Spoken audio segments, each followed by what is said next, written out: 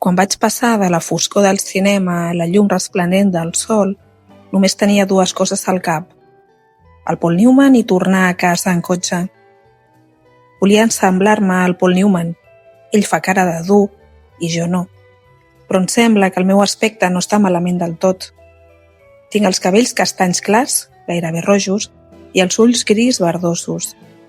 M'agradaria tenir-los més grisos, perquè odio la majoria dels nois d'ulls verds, però m'he de contentar amb els que tinc.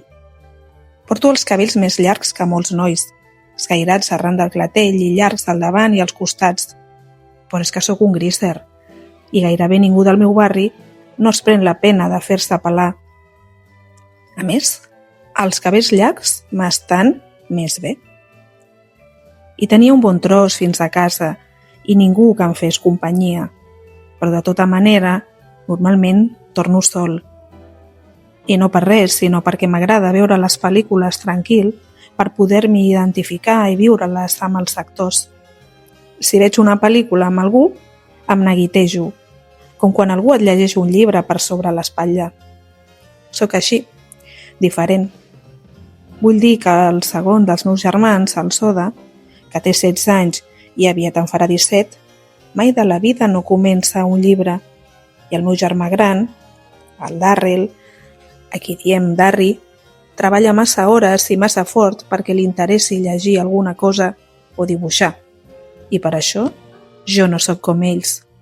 I ningú de la nostra banda no entén les pel·lícules i els llibres com jo. Va haver-hi una època que em semblava que era l'única persona del món que ho feia. Per això hi anava tot sol.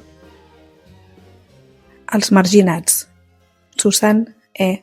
Hinton. Al donar-se'n compte, la Mila deixà de lluitar-hi.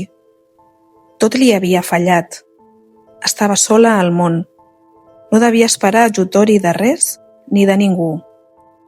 I un cop ben convençuda i penetrada d'aquella idea, li entrà a la dona la fortalesa temperada del que, havent posat el darrer sou i havent llançat la darrera carta, sap del cert que no li queda res més per perdre. Feia cosa d'una quincena que així vivia, quan una tarda, cap a les 2, el cel, serè fins aleshores, s'enteranyinà de pressa. S'aixecaren castells de nuvolades d'un blanc lumínic sobre el cim alt. S'estengueren després ennegrint-se arran de la muntanya i abans d'una hora esclatava una tamborinada fenomenal. Era la primera que veia la Mila en aquells paratges i, presa d'una excitació de gat electritzat i encuriosida per l'espectacle, anà d'una finestra a l'altra per a contemplar-lo. Solitud. Víctor Català.